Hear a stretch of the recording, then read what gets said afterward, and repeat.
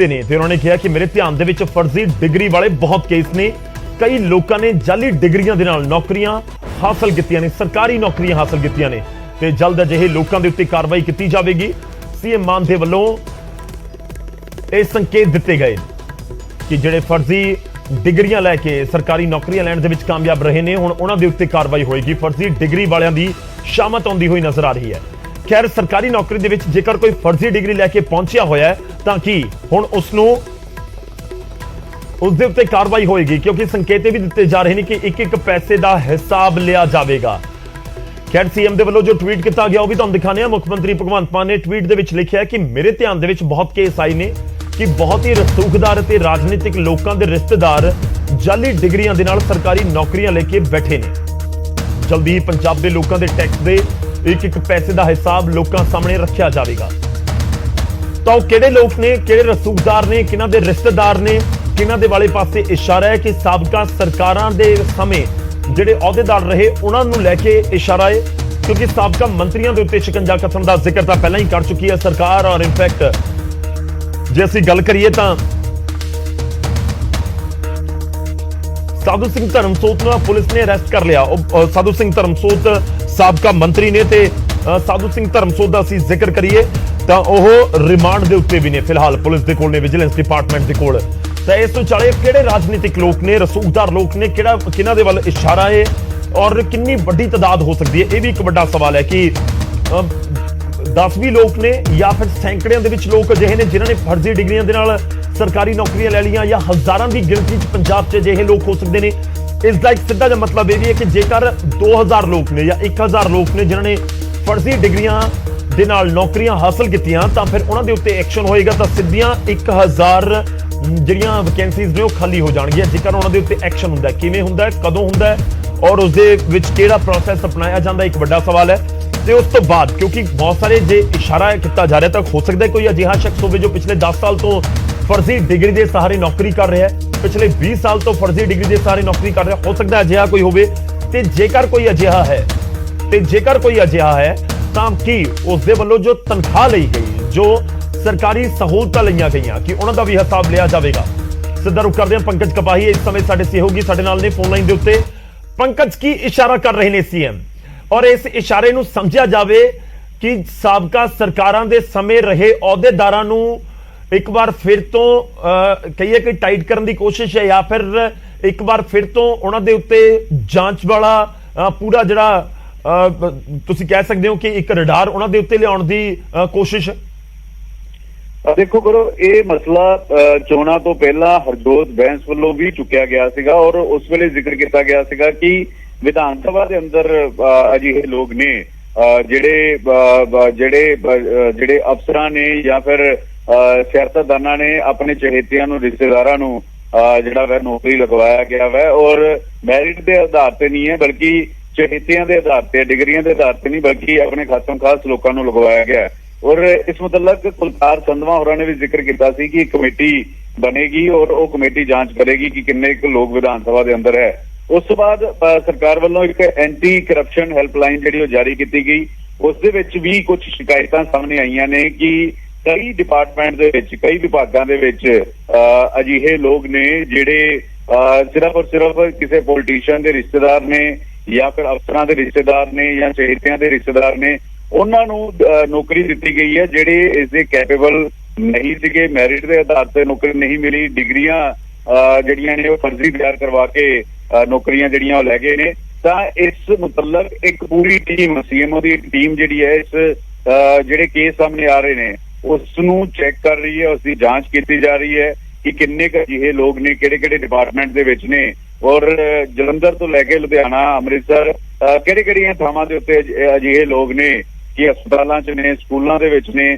ਉਹ ਸਾਰਾ ਇਸ ਵੇਲੇ ਇੱਕ ਟੀਮ ਜਿਹੜੀ ਹੈ ਉਸ ਦੀ ਜਾਂਚ ਕਰ ਰਹੀ ਹੈ ਔਰ ਮੁੱਖ ਮੰਤਰੀ ਕੋਲ ਉਸ ਦੀ ਰਿਪੋਰਟ ਪਹੁੰਚ ਰਹੀ ਹੈ ਔਰ ਮੁੱਖ ਮੰਤਰੀ ਨੇ ਟਵੀਟ ਕਰਕੇ ਇਸ ਗੱਲ ਦਾ ਜ਼ਿਕਰ ਕੀਤਾ ਹੈ ਕਿ ਕੁਝ ਅਜਿਹੇ ਕੇਸ ਨੇ ਔਰ ਉਹਨਾਂ ਦੇ ਉੱਤੇ ਐਕਸ਼ਨ ਹੋ ਸਕਦਾ ਹੈ ਆਉਣ ਵਾਲੇ ਦਿਨਾਂ ਦੇ ਵਿੱਚ, ਕਿਉਂਕਿ ਮੁੱਖ ਮੰਤਰੀ ਨੇ ਇਸ ਗੱਲ ਦਾ ਜ਼ਿਕਰ ਕੀਤਾ ਹੈ ਕਿ ਲੋਕਾਂ ਦਾ ਜਿਹੜਾ ਟੈਕਸ ਹੈ ਉਸ ਦਾ ਇੱਕ ਹਿਸਾਬ ਜਿਹੜਾ ਵੈ ਉਹ ਕੀਤਾ ਜਾਏਗਾ। ਗੌਰਵ, ਪੰਕਜ, ਕੋਈ ਖਾਸ ਡਿਪਾਰਟਮੈਂਟ ਹੈ ਕੋਈ ਕਿਸੇ ਦੇ ਵਿੱਚ ਜ਼ਿਆਦਾ ਅਜਿਹੇ ਕੇਸ ਸਾਹਮਣੇ ਉਹਨਾਂ ਦੀ ਨਜ਼ਰ ਦੇ ਵਿੱਚ ਹੋਣ ਜਾਂ ਸਰਕਾਰ ਦੇ ਅਧਿਕਾਰੀਆਂ ਦੀ ਨਜ਼ਰ ਦੇ ਵਿੱਚ ਹੋਣ ਕਿ ਕੋਈ ਅਜਿਹਾ ਡਿਪਾਰਟਮੈਂਟ ਕਿ ਕੋਈ ਜਿਹੜਾ ਖਾਸ ਤੌਰ ਤੇ ਸੀਐਮਓ ਹੁੰਦੇ ਨੇ ਜਾਂ ਫਿਰ ਹੋਰ ਜਿਹੜੇ ਵੱਖ-ਵੱਖ ਡਿਪਾਰਟਮੈਂਟਸ ਨੇ ਜਾਂ ਕਹੀਏ ਕਿ ਜਿਹੜੇ ਮੰਤਰੀਆਂ ਦੇ ਕਰੀਬੀ ਡਿਪਾਰਟਮੈਂਟ ਹੁੰਦੇ ਨੇ ਜਾਂ ਫਿਰ ਜਿਹੜੇ ਸਰਕਾਰ ਦੇ ਵਿੱਚ ਅਹੁਦੇਦਾਰ ਹੁੰਦੇ ਨੇ ਉਹਨਾਂ ਦੇ ਡਿਪਾਰਟਮੈਂਟ ਹੁੰਦੇ ਨੇ, ਕੋਈ ਖਾਸ ਤੌਰ ਤੇ ਡਿਪਾਰਟਮੈਂਟ ਜਿਸ ਦੇ ਉੱਤੇ ਖਾਸ ਨਜ਼ਰ ਹੈ? ਦੇਖੋ, ਸਰਕਾਰੀ ਸਕੂਲਾਂ ਦੇ ਵਿੱਚ ਨਜ਼ਰ ਜਿਹੜੀ ਉਹ ਸਰਕਾਰ ਦੀ ਹੈ। ਸਰਕਾਰੀ ਸਕੂਲਾਂ ਦੇ ਵਿੱਚ ਕਈ ਥਾਵਾਂ ਤੇ ਅਸੀਂ ਦੇਖਦੇ ਹਾਂ। ਦੂਸਰਾ ਜਿਹੜਾ ਵਾ ਹਸਪਤਾਲਾਂ 'ਚ ਵੀ ਨਜ਼ਰ ਹੈ ਕਿ ਕਈ ਥਾਵਾਂ ਤੇ ਪ੍ਰਾਈਵੇਟ ਵੀ ਨਾਲ ਹੀ ਨਾਲ ਆਪਣੇ ਹਸਪੀਟਲ ਚਲਾਉਂਦੇ ਨੇ। ਸਰਕਾਰੀ ਜਿਹੜੇ ਡਾਕਟਰ ਨੇ ਉਹਨਾਂ ਦੇ ਉੱਤੇ ਵੀ ਸਰਕਾਰ ਦੀ ਜਿਹੜੀ ਉਹ ਨਜ਼ਰ ਹੈ। ਤਾਂ ਇਹ ਟੀਮ ਜਿਹੜੀ ਬਕਾਇਦਾ ਤੌਰ ਤੇ ਇੱਕ ਚੀਜ਼ ਦੇਖਦੀ ਹੈ ਔਰ ਉਸ ਤੋਂ ਬਾਅਦ ਹੋ ਸਕਦਾ ਹੈ ਕਿ ਇਹਨਾਂ ਦੀ ਛੁੱਟੀ ਕਰ ਦਿੱਤਾ ਜਾਵੇ, ਇਹਨਾਂ ਨੂੰ ਬਰਖਾਸਤ ਜਿਹੜਾ ਹੈ ਉਹ ਕਰ ਦਿੱਤਾ ਜਾਵੇ। ਮੁੱਖ ਮੰਤਰੀ ਪੂਰਾ ਧਿਆਨ ਰੱਖ ਰਹੇ ਨੇ ਇਸ ਪੂਰੇ ਮਾਮਲੇ ਦੇ ਵਿੱਚ ਔਰ ਕਿੰਨੇ ਕੇਸ ਸਾਹਮਣੇ ਆਉਂਦੇ ਨੇ, ਕਿਸ ਤਰੀਕੇ ਦਾ ਐਕਸ਼ਨ ਹੁੰਦਾ ਵਾ, ਇਹ ਆਉਣ ਵਾਲੇ ਦਿਨਾਂ 'ਚ ਤਸਵੀਰ ਸਾਫ਼ ਹੋਏਗੀ। ਚਲੋ ਸ਼ੁਕਰੀਆ, ਧੰਨਵਾਦ ਸਾਡੇ ਨਾਲ ਜੁੜਨ ਦੇ ਲਈ, ਇਸ ਪੂਰੀ ਗੱਲਬਾਤ ਦੇ ਲਈ। ਤਾਂ ਦੋ ਲੋਕਾਂ ਦੇ ਲਈ ਇਸ ਸਮੇਂ ਸਭ ਤੋਂ ਅਹਿਮ ਖਬਰ ਹੈ। ਪਹਿਲੀ ਉਹਨਾਂ ਦੇ ਲਈ ਚੇਤਾਵਨੀ ਜਾਂ ਫਿਰ ਬਹੁਤ ਚਿੰਤਾ ਵਾਲੀ ਖਬਰ, ਜਿਹੜੇ ਇਸ ਸਮੇਂ ਫਰਜ਼ੀ ਡਿਗਰੀਆਂ ਲੈ ਕੇ ਸ਼ਾਇਦ ਉਹ ਖਬਰਾਂ ਵੀ ਸੁਣ ਰਹੇ ਹੋਣ, ਇਸ ਸਮੇਂ ਨਿਊਜ਼ 18 ਪੰਜਾਬ ਸੁਣ ਰਹੇ ਹੋਣ। ਤਾਂ ਜੇ ਤੁਸੀਂ ਫਰਜ਼ੀ ਡਿਗਰੀ ਲੈ ਕੇ ਕੋਈ ਨੌਕਰੀ ਲਈ ਹੈ ਤਾਂ ਫਿਰ ਹੁਣ ਤੁਸੀਂ ਰਡਾਰ ਦੇ ਉੱਤੇ ਹੋ। ਜੇ ਤੁਸੀਂ ਕਿਸੇ ਰਿਸ਼ਤੇਦਾਰ ਹੋ, ਕਿਸੇ ਰਸੂਖਦਾਰ ਦੇ, ਕਿਸੇ ਪੋਲੀਟੀਕਲ ਆਗੂ ਦੇ, ਕਿਸੇ ਵੱਡੇ ਅਫਸਰ ਦੇ, ਤਾਂ ਸਭ ਤੋਂ ਪਹਿਲਾਂ ਨਜ਼ਰ ਤੁਹਾਡੇ ਉੱਤੇ ਹੋਏਗੀ ਸਰਕਾਰ ਦੀ। ਤਾਂ ਫਰਜ਼ੀ ਡਿਗਰੀ ਲੈ ਕੇ ਜੇਕਰ ਸਰਕਾਰੀ ਨੌਕਰੀ ਤੁਸੀਂ ਕਰ ਰਹੇ ਹੋ ਤਾਂ ਫਿਰ ਹਿਸਾਬ ਕਿਤਾਬ ਕਰਨਾ ਸ਼ੁਰੂ ਕਰ ਦਿਓ ਕਿ ਆਉਣ ਵਾਲੇ ਦਿਨਾਂ ਦੇ ਵਿੱਚ ਤੁਹਾਨੂੰ ਕਿਸ ਤਰੀਕੇ ਨਾਲ ਦੋ ਚਾਰ ਹੋਣਾ ਪੈ ਸਕਦਾ, ਕਿਉਂਕਿ ਫਰਜ਼ੀ ਡਿਗਰੀ ਤਾਂ 420 ਦਾ ਵੀ ਇੱਕ ਤਰੀਕੇ ਨਾਲ ਮਾਮਲਾ ਹੋਏਗਾ। ਤਾਂ ਉਹ ਵੀ ਇੱਕ ਵੱਡਾ ਸਵਾਲ ਹੈ ਕਿ ਜੇ ਫਰਜ਼ੀ ਡਿਗਰੀ ਲੈ ਕੇ ਨੌਕਰੀ ਕੀਤੀ ਜਾ ਰਹੀ ਹੈ ਤਾਂ ਉਹਨਾਂ ਦੇ ਉੱਤੇ ਤਾਂ ਫਿਰ ਧੋਖਾਧੜੀ ਵਾਲਾ ਮਾਮਲਾ ਵੀ ਹੋ ਸਕਦਾ ਹੈ। ਤੇ ਦੂਜੇ ਲੋਕ ਜਿਹੜੇ ਰੋਜ਼ਗਾਰ ਦਾ ਇੰਤਜ਼ਾਰ ਕਰ ਰਹੇ ਨੇ ਉਹਨਾਂ ਦੇ ਲਈ ਇਹ ਸੰਕੇਤ ਜ਼ਰੂਰ ਹੈ ਕਿ ਜੇਕਰ ਫਰਜ਼ੀ ਡਿਗਰੀਆਂ ਵਾਲਿਆਂ ਨੂੰ ਨੌਕਰੀ ਤੋਂ ਲਾਂਭੇ ਕੀਤਾ ਜਾਂਦਾ ਹੈ ਤਾਂ ਫਿਰ ਜਿਹੜੀਆਂ ਅਸਾਮੀਆਂ ਨੇ ਉਹ ਖਾਲੀ ਤਾਂ ਹੋਣਗੀਆਂ, ਤਾਂ ਫਿਰ ਉਹਨਾਂ ਦੇ ਉੱਤੇ ਕੋਈ ਨਾ ਕੋਈ ਤਾਂ ਆ ਕੇ ਬੈਠੇਗਾ। ਤਾਂ ਫਿਰ ਜਿਹੜੇ ਰੋਜ਼ਗਾਰ ਦਾ ਇੰਤਜ਼ਾਰ ਕਰ ਰਹੇ ਨੇ ਨੌਜਵਾਨ, ਤਾਂ ਉਹਨਾਂ ਦੇ ਲਈ ਇਹ ਖਬਰ ਲਾਜ਼ਮੀ ਤੌਰ ਤੇ ਵੱਡੀ ਹੋਏਗੀ ਕਿ ਉਹਨਾਂ ਨੂੰ ਮੌਕਾ ਜਲਦੀ ਮਿਲ ਸਕਦਾ। ਹਾਲਾਂਕਿ ਬਹੁਤ ਸਾਰੇ ਕਿੰਤੂ ਪਰੰਤੂ ਹੁੰਦੇ ਨੇ ਕਿ ਜੇਕਰ ਐਕਸ਼ਨ ਲੈ ਵੀ ਲਿਆ ਗਿਆ ਉਸ ਤੋਂ ਬਾਅਦ ਅਦਾਲਤਾਂ ਦੇ ਵਿੱਚ ਕੰਮ ਪਹੁੰਚ ਜਾਂਦਾ ਹੈ, ਅਜਿਹੇ ਕੇਸਿਸ ਦੇ ਵਿੱਚ ਸਟੇ ਲੈ ਲਈ ਜਾਂਦੀ ਹੈ ਤੇ ਫਿਰ ਉਹ ਵੀ ਕੇਸ ਕਿਹਾ ਜਾਂਦਾ ਕਿ ਕਈ ਸਾਲ ਚੱਲਦਾ ਰਹਿੰਦਾ ਹੈ। ਤਾਂ ਬਹੁਤ ਸਾਰੀਆਂ ਚੀਜ਼ਾਂ ਨੇ, ਪਰ ਫਿਲਹਾਲ ਇਹ ਹੈ ਕਿ ਫਰਜ਼ੀ ਡਿਗਰੀ ਵਾਲਿਆਂ ਦੇ ਉੱਤੇ ਨਕੇਲ ਕੱਸਣ ਦੀ ਜਾਂ ਫਿਰ ਉਹਨਾਂ ਦੇ ਉੱਤੇ ਐਕਸ਼ਨ ਲੈਣ ਦੀ ਤਿਆਰੀ ਦੇ ਵਿੱਚ ਇਸ ਸਮੇਂ ਪੰਜਾਬ ਸਰਕਾਰ ਨਜ਼ਰ ਆ ਰਹੀ ਹੈ। ਖੁਦ ਸੀਐਮ ਟਵੀਟ ਕਰਕੇ ਇਸ ਦੇ ਸੰਕੇਤ ਦੇ ਰਹੇ।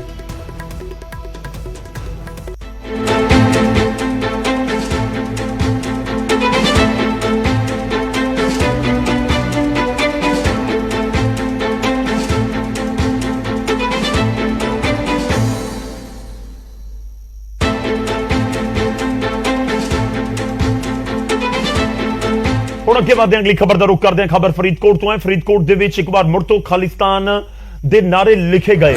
ਜਾਂ ਜੱਜ ਹੈਗੇ ਨੇ ਫਰੀਦਕੋਟ ਦੇ ਵਿੱਚ, ਉਹਨਾਂ ਦੀ ਰਿਹਾਇਸ਼ ਦੇ ਬਾਹਰ ਖਾਲਿਸਤਾਨ ਜ਼ਿੰਦਾਬਾਦ ਦੇ ਨਾਰੇ ਲਿਖੇ ਗਏ ਨੇ। ਕੰਧ ਦੇ ਉੱਤੇ ਜਿਵੇਂ ਸਪਰੇ ਹੁੰਦੀ ਹੈ ਉਸ ਤਰੀਕੇ ਲੱਗ ਰਿਹਾ ਕਿ ਸਪਰੇ ਦੇ ਨਾਲ ਲਿਖ ਦਿੱਤਾ ਗਿਆ ਖਾਲਿਸਤਾਨ ਜ਼ਿੰਦਾਬਾਦ, ਔਰ ਇਹ ਕੰਧ ਦੇ ਉੱਤੇ ਲਿਖਿਆ ਗਿਆ। ਹਾਲਾਂਕਿ ਉਸ ਤੋਂ ਬਾਅਦ ਇਸ ਦੇ ਉੱਤੇ ਜਿਹੜਾ ਇੱਕ ਪੇਂਟ ਕਰਕੇ, ਕਾਲਾ ਪੇਂਟ ਕਰਕੇ ਇਸ ਨੂੰ ਮਿਟਾਉਣ ਦੀ ਕੋਸ਼ਿਸ਼ ਕੀਤੀ ਗਈ ਹੈ ਔਰ ਇਹ ਪੇਂਟ ਦੇ ਨਾਲ ਹੀ ਲਿਖਿਆ ਲੱਗ ਰਿਹਾ ਹੈ ਕਿ ਜਿਸ ਤਰੀਕੇ ਨਾਲ ਖਾਲਿਸਤਾਨ ਜ਼ਿੰਦਾਬਾਦ ਲਿਖਿਆ ਗਿਆ। ਪੁਲਿਸ ਨੇ ਕੰਧ ਦੇ ਉੱਤੇ ਲਿਖੇ ਨਾਰਿਆਂ ਦੇ ਉੱਤੇ ਪੇਂਟ ਕਰ ਦਿੱਤਾ ਹੈ। ਔਰ ਫਰੀਦਕੋਟ ਦੇ ਵਿੱਚ ਇੱਕ ਮਹੀਨੇ ਅੰਦਰ ਇਹ ਦੂਜੀ ਘਟਨਾ ਹੈ। ਫਰੀਦਕੋਟ ਦੇ ਵਿੱਚ ਇੱਕ ਮਹੀਨੇ 'ਚ ਇਸ ਤਰ੍ਹਾਂ ਦੀ ਦੂਜੀ ਘਟਨਾ ਸਾਹਮਣੇ ਆਈ ਹੈ। ਪਹਿਲਾਂ ਵੀ ਅਜਿਹਾ ਮਾਮਲਾ ਸਾਹਮਣੇ ਆਇਆ ਸੀ। ਖੈਰ, ਜੱਜ ਦੀ ਜੇ ਅਸੀਂ ਜੱਜ ਸਾਹਿਬ ਦਾ ਜ਼ਿਕਰ ਕਰੀਏ ਤਾਂ ਉਹਨਾਂ ਦੀ ਸੁਰੱਖਿਆ ਵੀ ਕਰਨੀ ਹੁੰਦੀ ਹੈ। ਉੱਥੇ ਜਿਹੜੇ ਮੁਲਾਜ਼ਮ ਨੇ ਹਮੇਸ਼ਾ ਤੈਨਾਤ ਰਹਿੰਦੇ ਨੇ ਉਹਨਾਂ ਦੀ ਰਿਹਾਇਸ਼ ਦੇ ਉੱਤੇ। ਪਰ ਜੇਕਰ ਇਸ ਤਰੀਕੇ ਨਾਲ ਲਿਖਿਆ ਗਿਆ, ਇਸ ਦੇ ਪਿੱਛੇ ਮਨਸੂਬੇ ਕੀ ਨੇ ਕਿ ਜਾਣਬੁੱਝ ਕੇ ਜੱਜ ਦੀ ਰਿਹਾਇਸ਼ ਦੇ ਬਾਹਰ ਲਿਖਿਆ ਗਿਆ ਜਾਂ ਫਿਰ ਜੱਜ ਦੀ ਰਿਹਾਇਸ਼ ਦਾ ਸ਼ਾਇਦ ਜੇ ਲਿਖਣ ਵਾਲੇ ਨੂੰ ਪਤਾ ਨਹੀਂ ਸੀ। ਦੋਵੇਂ ਚੀਜ਼ਾਂ ਹੋ ਸਕਦੀਆਂ ਨੇ ਕਿ ਪਤਾ ਹੋਵੇ ਕਿ ਇਹ ਜੱਜ ਦੀ ਰਿਹਾਇਸ਼ ਹੈ ਇਸ ਕਰਕੇ ਲਿਖ ਦਿੱਤਾ ਗਿਆ, ਕਿਉਂਕਿ ਗੇਟ ਦੇ ਉੱਤੇ ਨਹੀਂ ਲਿਖਿਆ ਗਿਆ, ਗੇਟ ਤੋਂ ਬਹੁਤ ਅੱਗੇ ਜਾ ਕੇ ਲਿਖਿਆ ਗਿਆ। ਔਰ ਤਸਵੀਰਾਂ ਦੇ ਵਿੱਚ ਅਸੀਂ ਦਿਖਾ ਰਹੇ ਹਾਂ। ਇਨਫੈਕਟ ਬਿਲਕੁਲ ਨਾਲ ਕੋਈ ਫਲਾਈਓਵਰ ਨਜ਼ਰ ਆ ਰਿਹਾ, ਫਲਾਈਓਵਰ ਦੇ ਬਿਲਕੁਲ ਨਾਲ ਵਾਲੀ ਕੰਧ ਹੈ, ਬਿਲਕੁਲ ਛੋਟੀ ਜਿਹੀ ਰੋਡ ਆ ਉੱਥੇ, ਤੁਸੀਂ ਕਹਿ ਸਕਦੇ ਹੋ ਜਿਵੇਂ ਗਲੀ ਹੁੰਦੀ ਹੈ ਕੋਈ, ਉਸ ਤਰੀਕੇ ਨਾਲ ਉੱਥੇ ਕੰਧ ਦੇ ਉੱਤੇ ਲਿਖਿਆ ਗਿਆ ਹੈ। ਔਰ ਉੱਥੇ ਬਹੁਤ ਜ਼ਿਆਦਾ ਆਵਾਜਾਈ ਵੀ ਨਹੀਂ ਹੋਏਗੀ, ਇਹ ਵੀ ਤਸਵੀਰਾਂ ਦੱਸ ਰਹੀਆਂ ਨੇ। ਤਾਂ ਉੱਥੇ ਖੜ ਕੇ ਲਿਖਣਾ ਕਿਸੇ ਦੇ ਲਈ ਬਹੁਤ ਜ਼ਿਆਦਾ ਔਖਾ ਵੀ ਨਹੀਂ ਹੋਏਗਾ, ਖਾਸ ਤੌਰ ਤੇ ਰਾਤ ਦੇ ਸਮੇਂ। ਪਰ ਕੀ ਇਹ ਜਾਣਬੁੱਝ ਕੇ ਲਿਖਿਆ ਗਿਆ, ਇਸ ਚੀਜ਼ ਨੂੰ ਧਿਆਨ ਦੇ ਵਿੱਚ ਰੱਖਦੇ ਹੋਏ ਕਿ ਇਸ ਰਿਹਾਇਸ਼ ਦੇ ਵਿੱਚ ਕੋਈ ਜੱਜ ਰਹਿ ਰਹੇ ਨੇ ਜਾਂ ਫਿਰ ਨਹੀਂ? ਖੈਰ, ਖਾਲਿਸਤਾਨ ਲਿਖਿਆ ਕਿਉਂ ਗਿਆ ਆਪਣੇ ਆਪ ਦੇ ਵਿੱਚ ਇਹ ਵੱਡਾ ਸਵਾਲ ਹੈ। ਪਰ ਇਹ ਦੂਜੀ ਘਟਨਾ ਹੈ ਇੱਕ ਮਹੀਨੇ 'ਚ ਫਰੀਦਕੋਟ 'ਚ।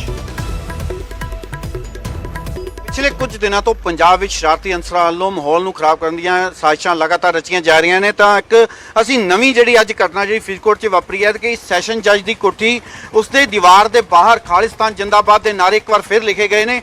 ਹਾਲਾਂਕਿ ਆਨਨ ਫਾਨਨ ਵਿੱਚ ਪੁਲਿਸ ਵੱਲੋਂ ਇਸ ਨੂੰ ਮਿਟਾ ਦਿੱਤਾ ਗਿਆ ਹੈ, ਪਰ ਦੱਸ ਦਈਏ ਕਿ ਇੱਕ ਮਹੀਨੇ ਵਿੱਚ ਦੂਸਰੀ ਘਟਨਾ ਹੈ, ਕਿਉਂਕਿ ਇਸ ਤੋਂ ਪਹਿਲਾਂ ਇੱਕ ਪਬਲਿਕ ਪਾਰਕ ਦੇ ਬਾਹਰ ਜਿਹੜਾ ਲਿਖਿਆ ਗਿਆ ਸੀ ਖਾਲਿਸਤਾਨ ਜਿੰਦਾਬਾਦ, ਉਸ ਨੂੰ ਵੀ ਜਿਹੜਾ ਪੁਲਿਸ ਨੇ ਮਿਟਾ ਦਿੱਤਾ ਗਿਆ ਸੀ। ਅੱਜ ਫਿਰ ਇੱਕ ਨਵੀਂ ਘਟਨਾ ਵਾਪਰੀ ਹੈ ਕਿ ਸੈਸ਼ਨ ਜੱਜ ਦੀ ਕੋਠੀ, ਅਸੀਂ ਤੁਹਾਨੂੰ ਤਸਵੀਰਾਂ ਦਿਖਾ ਦਿੰਦੇ ਹਾਂ ਕਿ ਥੋੜੀ ਦੂਰ ਜਿਹੜਾ ਸੈਸ਼ਨ ਜੱਜ ਸਾਹਿਬ ਦੀ ਕੋਠੀ ਦਾ ਜਿਹੜਾ ਗੇਟ ਹੈ, ਉਸ ਤੋਂ ਬਾਅਦ ਇਹ ਜਿਹੜੀਆਂ ਤਾਂ ਸਾਰੀ ਉਸ ਦੀ ਬਾਹਰਲੀ ਦੀਵਾਰ ਔਰ ਬਾਹਰਲੀ ਦੀਵਾਰ ਦੇ ਨਾਲ ਆ ਕੇ ਅਸੀਂ ਕੁਝ 20 ਜਾਂ 25 ਗਜ ਦੇ ਦੂਰ ਜਾ ਕੇ ਜਿਹੜਾ ਇਸ ਦੀਵਾਰ ਦੇ ਉੱਤੇ ਖਾਲਿਸਤਾਨ ਜਿੰਦਾਬਾਦ ਦੇ ਨਾਰੇ ਲਿਖੇ ਜਾਂਦੇ ਨੇ।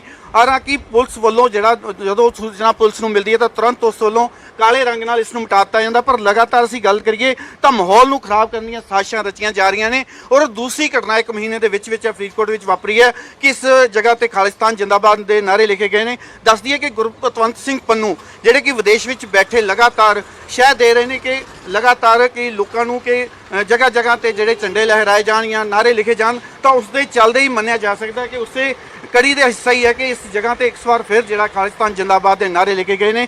ਹੁਣ ਦੇਖਣਾ ਹੋਵੇਗਾ ਕਿ ਪੁਲਿਸ ਇਸ ਵਿੱਚ ਕਿਸ ਤਰ੍ਹਾਂ ਦੀ ਜਾਂਚ ਕਰਦੀ ਹੈ, ਕਿਉਂਕਿ ਇੱਕ ਮਹੀਨਾ ਜਿਹੜੀ ਪਹਿਲਾਂ ਲਿਖੇ ਗਏ ਸੀ ਉਸ ਮਾਮਲੇ ਵਿੱਚ ਵੀ ਹਜੇ ਤੱਕ ਪੁਲਿਸ ਦੇ ਹੱਥ ਖਾਲੀ ਨੇ। ਹਲੇ ਤੱਕ ਇਹ ਪਤਾ ਨਹੀਂ ਲਗਾ ਸਕੀ ਕਿ ਉਹ ਕਿੰਨਾ ਸ਼ਖਸ ਵੱਲੋਂ ਕਿਹੜੇ ਸ਼ਰਾਰਤੀ ਅਨਸਰਾਂ ਵੱਲੋਂ ਲਿਖਿਆ ਗਿਆ ਸੀ। ਤਾਂ ਹੁਣ ਇੱਕ ਵਾਰ ਫਿਰ ਜਿਹੜਾ ਫਰੀਦਕੋਟ ਵਿੱਚ ਇਸ ਦੀ ਘਟਨਾ ਵਾਪਰੀ ਹੈ ਤਾਂ ਕਿਤੇ ਨਾ ਕਿਤੇ ਮਾਹੌਲ ਨੂੰ ਖਰਾਬ ਕਰਨ ਦੀਆਂ ਕੋਸ਼ਿਸ਼ਾਂ ਜਿਹੜੀਆਂ ਜ਼ਰੂਰ ਹੋ ਰਹੀਆਂ ਨੇ ਪੰਜਾਬ ਵਿੱਚ, ਪਰ ਪੁਲਿਸ ਅਲਰਟ ਜ਼ਰੂਰ ਜਾਪਦੀ ਹੈ। ਪਰ ਇੱਕ ਮਹੀਨੇ ਬਾਅਦ ਵੀ ਜੇ ਉਸ ਘਟਨਾ ਦਾ ਨਹੀਂ ਪਤਾ ਚੱਲਦਾ ਤਾਂ ਇਸ ਘਟਨਾ ਦਾ ਹੁਣ ਕਿਵੇਂ ਪਤਾ ਲੱਗੇਗਾ, ਇਹ ਆਉਣ ਵਾਲਾ ਸਮਾਂ ਹੀ ਦੱਸੇਗਾ।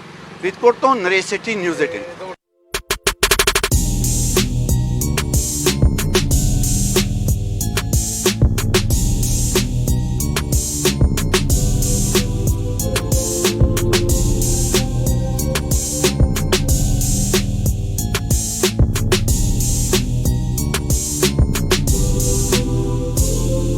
ਹੁਣ ਅੱਗੇ ਵਧਦੇ ਅਗਲੀ ਖਬਰ ਦਾ ਰੁਖ ਕਰਦੇ ਹਾਂ ਤੇ ਖਬਰ ਹੈ ਬਰਨਾਲਾ ਤੋਂ। ਜਿਹਾਂ ਸ਼ਰਾਬ ਦੇ ਨਸ਼ੇ ਦੇ ਵਿੱਚ ਟੱਲੀ ਇੱਕ ਪੁਲਿਸ ਮੁਲਾਜ਼ਮ ਨੇ ਕਾਰ ਦੇ ਨਾਲ ਬਾਈਕ ਸਵਾਰਾਂ ਨੂੰ ਟੱਕਰ ਮਾਰ ਦਿੱਤੀ ਹੈ। ਬਰਨਾਲਾ ਦੇ ਬਾਜਾਖਾਨਾ ਰੋਡ ਦੀ ਇਹ ਘਟਨਾ ਦੱਸੀ ਜਾ ਰਹੀ ਹੈ। ਦੋਵੇਂ ਨੌਜਵਾਨ ਗੰਭੀਰ ਤੌਰ ਦੇ ਉੱਤੇ ਜ਼ਖਮੀ ਨੇ ਤੇ ਦੋਵਾਂ ਨੂੰ ਹਸਪਤਾਲ ਦੇ ਵਿੱਚ ਭਰਤੀ ਕਰਵਾਇਆ ਗਿਆ ਹੈ। ਮੌਕੇ ਦੇ ਉੱਤੇ ਲੋਕਾਂ ਦਾ ਗੁੱਸਾ ਵੀ ਫੁੱਟਿਆ। ਪੁਲਿਸ ਮੁਲਾਜ਼ਮ ਇੰਨਾ ਜ਼ਿਆਦਾ ਟੱਲੀ ਸੀ, ਇੰਨਾ ਜ਼ਿਆਦਾ ਉਸਨੇ ਨਸ਼ਾ ਕੀਤਾ ਹੋਇਆ ਸੀ, ਸ਼ਰਾਬ ਪੀਤੀ ਹੋਈ ਸੀ ਕਿ ਉਸ ਤੋਂ ਚੱਲਿਆ ਤੱਕ ਨਹੀਂ ਜਾ ਰਿਹਾ ਸੀ। ਤੇ ਇਸ ਵਿਚਾਲੇ ਉਹ ਕਾਰ ਕਿਵੇਂ ਚਲਾ ਰਿਹਾ ਸੀ, ਇੱਕ ਵੱਡਾ ਸਵਾਲ ਜ਼ਰੂਰ ਹੈ। ਸਵਾਲ ਇਹ ਹੈ ਕਿ ਇਹ ਤਾਂ ਉਹ ਲੋਕ ਨੇ, ਮੁਲਾਜ਼ਮ ਨੇ, ਵਰਦੀਧਾਰੀ ਨੇ, ਜਿਨ੍ਹਾਂ ਦੇ ਉੱਤੇ ਜ਼ਿੰਮੇਵਾਰੀ ਹੈ ਲੋਕਾਂ ਨੂੰ ਪਾਠ ਪੜਾਉਣ ਦੀ ਕਿ ਤੁਸੀਂ ਟ੍ਰੈਫਿਕ ਨਿਯਮਾਂ ਦੀ ਉਲੰਘਣਾ ਕਰੋ, ਕਿ ਸ਼ਰਾਬ ਪੀ ਕੇ ਗੱਡੀ ਨਾ ਚਲਾਓ। ਪਰ ਇਹਨਾਂ ਨੂੰ ਕੌਣ ਸਮਝਾਏਗਾ? ਖੈਰ ਕਾਨੂੰਨ ਹੈ ਇਹਨਾਂ ਦੇ ਲਈ ਵੀ, ਉਹ ਵੀ ਇਹਨਾਂ ਨੂੰ ਸਮਝਾ ਸਕਦਾ। ਦੇਖਣਾ ਹੋਏਗਾ ਕਿ ਪੁਲਿਸ ਕਾਰਵਾਈ ਕੀ ਕਰਦੀ ਹੈ। ਦੋ ਲੋਕ ਫਿਲਹਾਲ ਹਸਪਤਾਲ ਦੇ ਵਿੱਚ ਜ਼ੇਰੇ ਇਲਾਜ।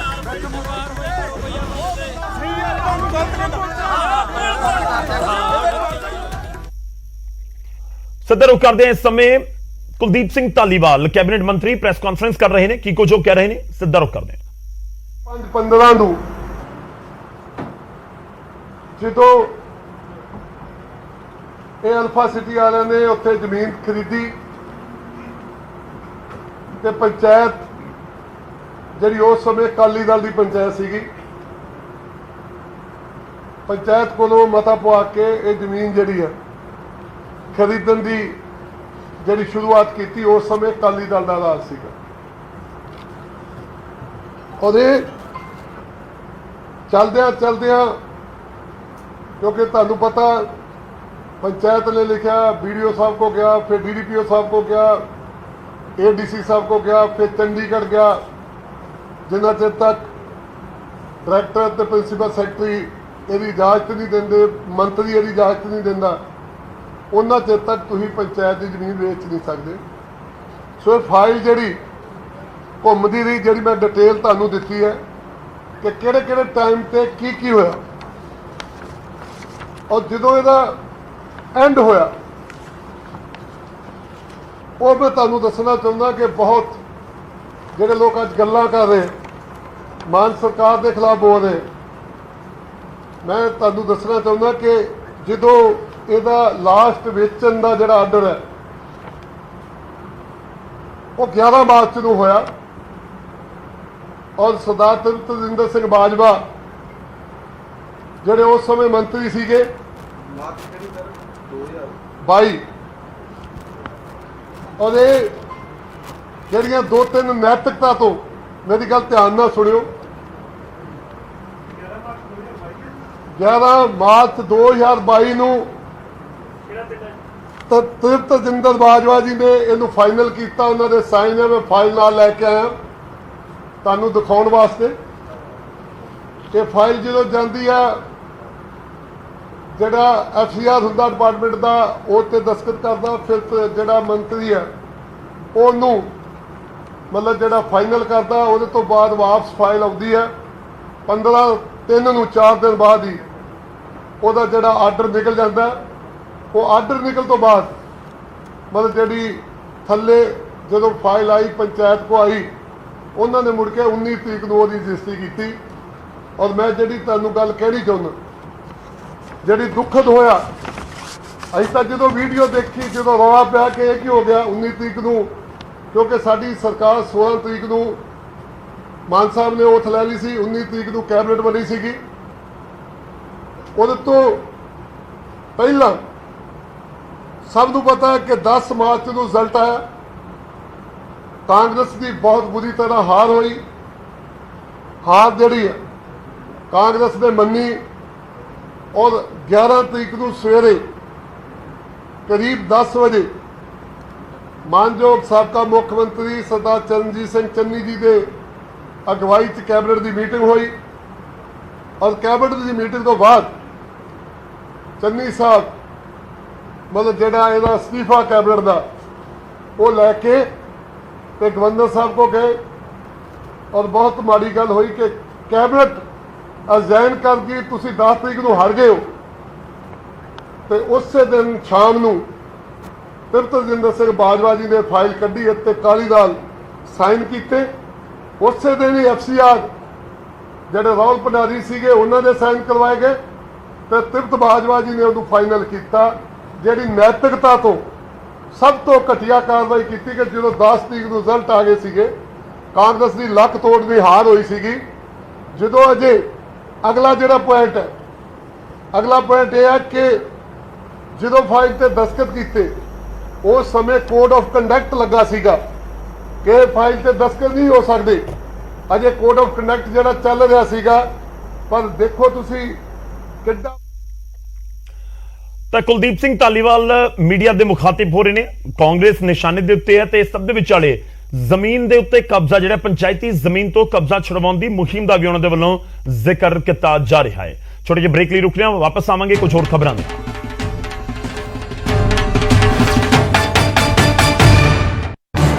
इस न्यूज हेडलाइंस के प्रायोजक पेट सफा आयुर्वेदिक जून, पेट सफा हर रोग दफा।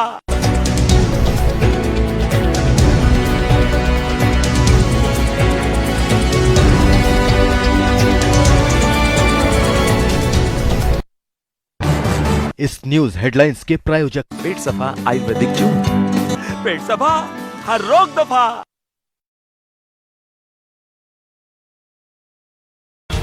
ਹੁਣ ਅੱਗੇ ਵਧਦੇ ਤੇ ਗੱਲ ਹੋਵੇਗੀ ਸਰਕਾਰੀ ਬੱਸਾਂ ਦੀ। ਪੰਜਾਬ ਦੀਆਂ ਸਰਕਾਰੀ ਵੋਲਵੋ ਬੱਸਾਂ ਹੁਣ ਸਿੱਧਾ ਦਿੱਲੀ 에ਅਰਪੋਰਟ ਤੱਕ ਜਾ ਸਕਣਗੀਆਂ। ਸੀਐਮ ਮਾਨ ਨੇ ਖੁਦ ਇਸ ਦਾ ਐਲਾਨ ਕੀਤਾ। ਹੁਣ ਸਰਕਾਰੀ ਵੋਲਵੋ ਬੱਸਾਂ ਸਿੱਧਾ ਦਿੱਲੀ 에ਅਰਪੋਰਟ ਤੱਕ ਜਾਣਗੀਆਂ, ਜਿਸ ਦੀ ਸ਼ੁਰੂਆਤ 15 ਜੂਨ ਤੋਂ ਹੋਣ ਜਾ ਰਹੀ ਹੈ। ਕਿ ਪੰਜਾਬ ਸਰਕਾਰ ਵੱਲੋਂ 15 ਜੂਨ ਨੂੰ ਪੰਜਾਬ ਤੋਂ ਦਿੱਲੀ ਹਵਾਈ ਅੱਡਾ ਤੇ ਦਿੱਲੀ ਹਵਾਈ ਅੱਡੇ ਤੋਂ ਪੰਜਾਬ ਲਈ ਵੋਲਵੋ ਬੱਸਾਂ ਸ਼ੁਰੂ ਹੋ ਰਹੀਆਂ ਨੇ। ਸੀਐਮ ਮਾਨ ਨੇ ਕਿਹਾ ਕਿ ਸਰਕਾਰੀ ਵੋਲਵੋ ਬੱਸ ਦਾ ਕਿਰਾਇਆ ਪ੍ਰਾਈਵੇਟ ਬੱਸਾਂ ਦੇ ਨਾਲੋਂ ਅੱਧਾ ਹੋਵੇਗਾ। ਕਿ ਇਹਨਾਂ ਬੱਸਾਂ ਦਾ ਜਿਹੜਾ ਕਿਰਾਇਆ ਹੈ, ਜਿਹੜੀਆਂ ਪੰਜਾਬ ਰੋਡਵੇਜ਼ ਦੀਆਂ ਸਰਕਾਰੀ ਵੋਲਵੋ ਬੱਸਾਂ ਨੇ, ਜਿਹੜਾ ਇਹਨਾਂ ਦਾ ਕਿਰਾਇਆ ਹੈ ਉਹ ਪ੍ਰਾਈਵੇਟ ਵੋਲਵੋ ਬੱਸਾਂ ਵਾਲਿਆਂ ਤੋਂ ਅੱਧੇ ਤੋਂ ਵੀ ਘੱਟ ਹੈ, ਪਰ ਸਹੂਲਤਾਂ ਉਹਨਾਂ ਨਾਲੋਂ ਜ਼ਿਆਦਾ ਨੇ। ਮਾਫੀਆ ਨੂੰ ਲੈ ਕੇ ਵੀ ਮੁੱਖ ਮੰਤਰੀ ਮਾਨ ਨੇ ਐਕਸ਼ਨ ਲੈਣ ਦੀ ਗੱਲ ਕਹੀ। ਸੀਐਮ ਨੇ ਕਿਹਾ ਕਿ ਸਰਕਾਰ ਮਾਫੀਆ ਕਨੈਕਸ਼ਨ ਨੂੰ ਤੋੜ ਕੇ ਹੀ ਦਮ ਲਵੇਗੀ। ਕਿ ਅਸੀਂ ਮਾਫੀਆ ਰਾਜ ਖਤਮ ਕਰਾਂਗੇ। ਪੰਜਾਬ ਦੇ ਵਿੱਚ ਬਹੁਤ ਤਰ੍ਹਾਂ ਦੇ ਮਾਫੀਏ ਜਿਹੜੇ ਨੇ ਉਹ ਚੱਲ ਰਹੇ ਸੀ। ਹੌਲੀ ਹੌਲੀ ਅਸੀਂ ਮਾਫੀਆ ਨੂੰ ਖਤਮ ਕਰਨ ਲੱਗੇ ਹਾਂ। ਦੱਸ ਦਈਏ ਕਿ ਹੁਣ 에ਅਰਪੋਰਟ ਤੱਕ ਸਿਰਫ ਪ੍ਰਾਈਵੇਟ ਬੱਸਾਂ ਹੀ ਜਾਂਦੀਆਂ ਨੇ ਤੇ ਹੁਣ 15 ਜੂਨ ਤੋਂ ਪੰਜਾਬ ਰੋਡਵੇਜ਼ ਦੀਆਂ ਸਰਕਾਰੀ ਬੱਸਾਂ ਵੀ ਦਿੱਲੀ 에ਅਰਪੋर्ट तक जा सकणगियां। नई सरकार के बनते ही पंजाब और दिल्ली सरकार ने मिलके इसको इम्प्लीमेंट करा दिया। जैसे दिल्ली को इसमें कई सारे स्टेप्स उठाने थे, हमने सारे स्टेप्स उठाए। ਤਾਂ ਪਹਿਲਾਂ Delhi Kashmiri gate bus stand ਤੱਕ ਹੀ ਬੱਸਾਂ ਜਾਂਦੀਆਂ ਸੀ, ਫਿਰ ਉੱਥੇ ਜਾ ਕੇ ਬੱਸ ਬਦਲੋ ਜਾਂ ਮੈਟਰੋ ਲਵੋ ਜਾਂ ਟੈਕਸੀ ਕਰੋ ਤੇ ਫਿਰ 에ਅਰਪੋਰਟ ਪਹੁੰਚੋ। ਪਰ ਜਦੋਂ ਹੁਣ ਸਿੱਧਾ ਲੁਧਿਆਣਾ ਬੱਸ ਅੱਡੇ ਤੋਂ ਸਿੱਧਾ ਦਿੱਲੀ 에ਅਰਪੋਰਟ, ਅੰਮ੍ਰਿਤਸਰ ਤੋਂ ਸਿੱਧਾ ਦਿੱਲੀ 에ਅਰਪੋਰਟ, ਜਲੰਧਰ ਤੋਂ ਸਿੱਧਾ ਦਿੱਲੀ 에ਅਰਪੋਰਟ, ਪਟਿਆਲਾ ਤੋਂ ਸਿੱਧਾ ਦਿੱਲੀ 에ਅਰਪੋਰਟ ਜਿਹੜੇ ਮੁਸਾਫਿਰ ਪਹੁੰਚਣਗੇ ਫਿਰ ਫਰਕ ਤਾਂ ਪੈਂਦਾ। ਉਧਰ ਡੇਰਾਬੱਸੀ ਦੇ ਵਿੱਚ ਚੰਡੀਗੜ੍ਹ ਅੰਬਾਲਾ ਹਾਈਵੇ ਦੇ ਉੱਤੇ ਇੱਕ ਪ੍ਰਾਪਰਟੀ ਡੀਲਰ ਨੂੰ ਗੋਲੀ ਮਾਰ ਕੇ ਕਰੋੜਾਂ ਦੀ ਨਕਦੀ ਲੁੱਟਣ ਦਾ ਮਾਮਲਾ ਸਾਹਮਣੇ ਆਇਆ। 4 ਬੰਦੂਕਧਾਰੀ ਲੁਟੇਰੇ ਪ੍ਰਾਪਰਟੀ ਡੀਲਰ ਦੇ ਦਫ਼ਤਰ ਦੇ ਵਿੱਚ ਜਾਂਦੇ ਨੇ ਅਤੇ 1 ਕਰੋੜ ਦੀ ਨਕਦੀ ਲੁੱਟ ਕੇ ਫਰਾਰ ਹੋ ਜਾਂਦੇ ਨੇ। ਲੁਟੇਰਿਆਂ ਨੇ ਇੱਕ ਫਰੂਟ ਵੇਚਣ ਵਾਲੇ ਮੁਹੰਮਦ ਸਾਬਿਰ ਨਾਮ ਦੇ ਸ਼ਖਸ ਦੇ ਉੱਤੇ ਫਾਇਰਿੰਗ ਵੀ ਕੀਤੀ। ਲੁਟੇਰੇ ਪ੍ਰਾਪਰਟੀ ਡੀਲਰ ਦੇ ਦਫ਼ਤਰ ਦੇ ਬਾਹਰ ਤੋਂ 24 ਸਾਲ ਦੇ ਗੋਵਿੰਦਾ ਦਾ ਮੋਟਰਸਾਈਕਲ ਬੰਦੂਕ ਦਿਖਾ ਕੇ ਖੋਹ ਕੇ ਲੈ ਗਏ। ਲੁਟੇਰੇ ਦੋ ਵੱਖ-ਵੱਖ ਦਿਸ਼ਾਵਾਂ ਦੇ ਵਿੱਚ ਭੱਜੇ, ਪੈਸਿਆਂ ਦਾ ਬੈਗ ਲੈ ਕੇ ਭੱਜੇ ਲੁਟੇਰੇ ਅਤੇ ਮੋਟਰਸਾਈਕਲ ਖੋਹ ਕੇ ਭੱਜੇ ਲੁਟੇਰੇ ਵੱਖ-ਵੱਖ ਡਾਇਰੈਕਸ਼ਨ ਦੇ ਵਿੱਚ ਭੱਜਦੇ ਨਜ਼ਰ ਆਏ। ਉੱਥੇ ਇੱਕ ਸੀਸੀਟੀਵੀ ਫੁਟੇਜ ਵੀ ਸਾਹਮਣੇ ਆਈ ਹੈ ਜਿਸ ਦੇ ਵਿੱਚ ਉਹ ਹੱਥ ਦੇ ਵਿੱਚ ਇੱਕ ਬੈਗ ਪਕੜੇ ਹੋਏ ਨਜ਼ਰ ਆ ਰਹੇ ਨੇ। ਲੁੱਟ ਦੇ ਸ਼ਿਕਾਰ ਪ੍ਰਾਪਰਟੀ ਡੀਲਰ ਨੇ ਦੱਸਿਆ ਕਿ ਉਹਨਾਂ ਨੇ ਆਪਣੀ ਪੁਸ਼ਤੈਨੀ ਜ਼ਮੀਨ ਵੇਚੀ ਸੀ ਜਿਸ ਦੇ ਬਦਲੇ ਦੇ ਵਿੱਚ ਉਹਨਾਂ ਨੂੰ 1 ਕਰੋੜ ਰੁਪਏ ਮਿਲੇ ਸਨ। ਇਹਨਾਂ ਪੈਸਿਆਂ ਦਾ ਕੋਈ ਸੌਦਾ ਕਰਨ ਦੇ ਲਈ ਉਸਨੇ ਆਪਣੇ ਦਫ਼ਤਰ ਦੇ ਵਿੱਚ ਕੁਝ ਲੋਕਾਂ ਨੂੰ ਬੁਲਾਇਆ ਸੀ ਪਰ ਉਹ ਲੋਕ ਹੀ ਲੁਟੇਰੇ ਨਿਕਲੇ। ਹਾਲਾਂਕਿ ਪੁਲਿਸ ਨੇ ਇੱਕ ਸ਼ੱਕੀ ਮੁਲਜ਼ਮ ਨੂੰ ਜ਼ੀਰਕਪੁਰ VIP ਰੋਡ ਤੋਂ ਕਾਬੂ ਕੀਤਾ ਹੈ। ਪੁਲਿਸ ਦਾ ਕਹਿਣਾ ਹੈ ਕਿ ਪ੍ਰਾਪਰਟੀ ਡੀਲਰ ਦੇ ਕੋਲ ਜੋ ਸ਼ਖਸ ਆਏ ਸਨ ਉਹ ਇਸੇ ਨੇ ਭੇਜੇ ਸੀ।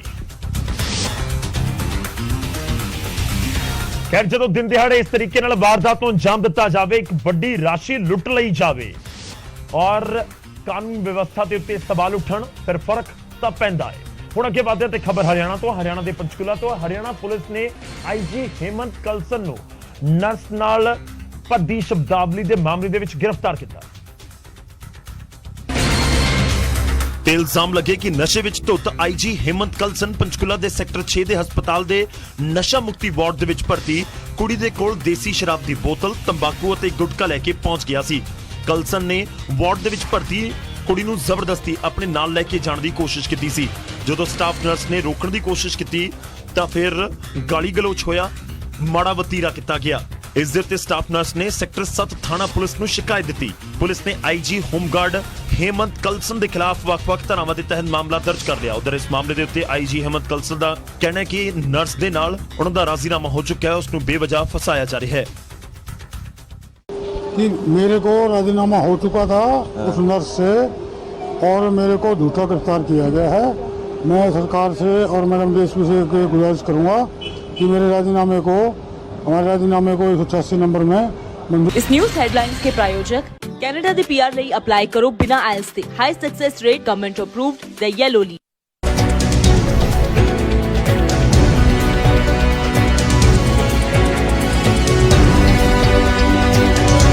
इस न्यूज़ हेडलाइंस के प्रायोजक कनाडा दे PR ਲਈ ਅਪਲਾਈ ਕਰੋ ਬਿਨਾ IELTS ਦੇ high success rate government approved the yellow league.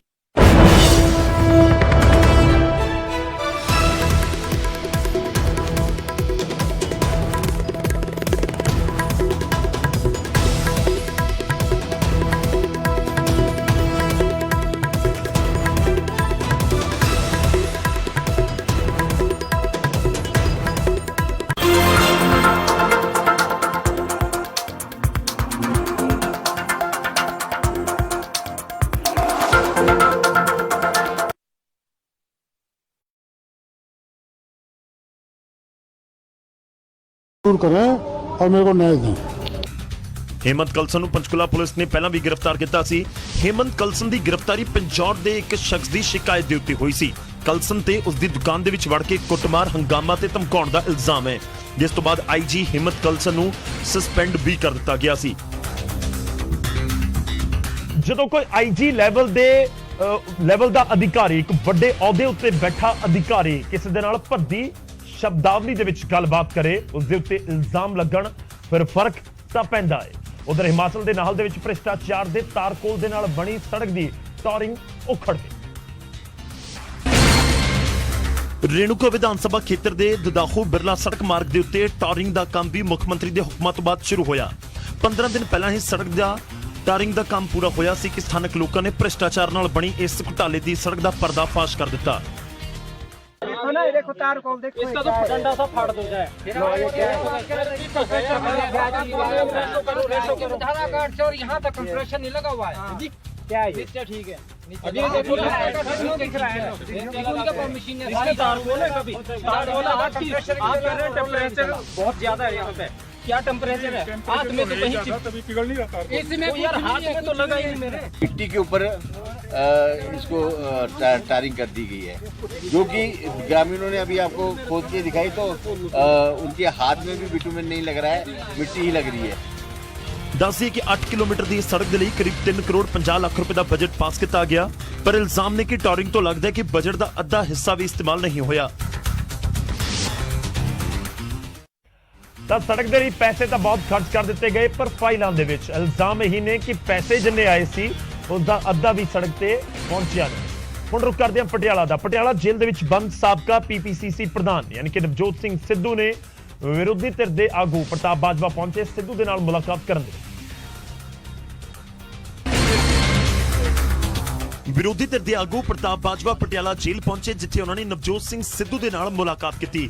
ਇਹ ਪਹਿਲਾ ਮੌਕਾ ਸੀ ਕਿ ਨਵਜੋਤ ਸਿੰਘ ਸਿੱਧੂ ਨੂੰ ਕੋਈ ਜੇਲ੍ਹ ਦੇ ਵਿੱਚ ਸਿਆਸੀ ਆਗੂ ਮਿਲਣ ਪਹੁੰਚਿਆ ਹੋਵੇ ਤੇ ਸਿਹਤ ਦਾ ਹਾਲ ਜਾਣਿਆ। ਦੱਸ ਦਈਏ ਕਿ ਬੀਤੇ ਦਿਨੀ ਨਵਜੋਤ ਸਿੰਘ ਸਿੱਧੂ ਦੀ ਹਾਲਤ ਵਿਗੜੀ ਸੀ, ਜਿਸ ਤੋਂ ਬਾਅਦ ਸਿੱਧੂ ਨੂੰ PGI ਦੇ ਵਿੱਚ ਦਾਖਲ ਕਰਵਾਉਣਾ ਪਿਆ ਸੀ ਤੇ ਸ਼ੁੱਕਰਵਾਰ ਨੂੰ ਸਿੱਧੂ ਨੂੰ PGI ਤੋਂ ਛੁੱਟੀ ਵੀ ਦੇ ਦਿੱਤੀ ਗਈ ਸੀ। तो ये ਜਿਹੜੀ ਵਿਜ਼ਿਟ ਹੈ ਇੱਕ ਕਰਟਸੀ ਕਾਲ ਸੀ, ਉਹਨਾਂ ਨੂੰ ਮਿਲਣ ਵਾਸਤੇ ਮੈਂ ਗਿਆ ਸੀ। ਜਿੱਦਾਂ ਕਿ ਗਵਰਨਮੈਂਟ ਇਜਾਜ਼ਤ ਦਿੰਦੀ ਹੈ ਉਸ ਟਾਈਮ ਮੁਤਾਬਕ ਉਹਨਾਂ ਨਾਲ ਗੁਜ਼ਾਰ ਕੇ ਆਇਆ। ਮੈਂ ਸਾਰਿਆਂ ਨੂੰ ਦੱਸਣਾ ਚਾਹੁੰਦਾ ਸਿਹਤ ਵੀ ਉਹਨਾਂ ਦੀ ਠੀਕ ਹੈ। ਦਰਅਸਲ ਨਵਜੋਤ ਸਿੰਘ ਸਿੱਧੂ 1988 ਦੇ ਰੋਡ ਰੇਜ ਮਾਮਲੇ ਦੇ ਵਿੱਚ ਪਟਿਆਲਾ ਜੇਲ੍ਹ ਦੇ ਵਿੱਚ ਬੰਦ ਨੇ। ਅਦਾਲਤ ਨੇ ਨਵਜੋਤ ਸਿੰਘ ਸਿੱਧੂ ਨੂੰ 1 ਸਾਲ ਦੀ ਸਜ਼ਾ ਸੁਣਾਈ ਹੋਈ ਹੈ।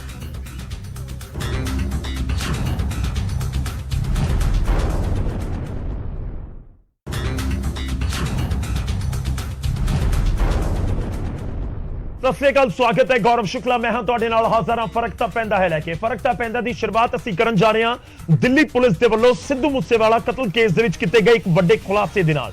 ਸਪੈਸ਼ਲ ਸੈੱਲ ਦਿੱਲੀ ਪੁਲਿਸ ਦਾ ਸਪੈਸ਼ਲ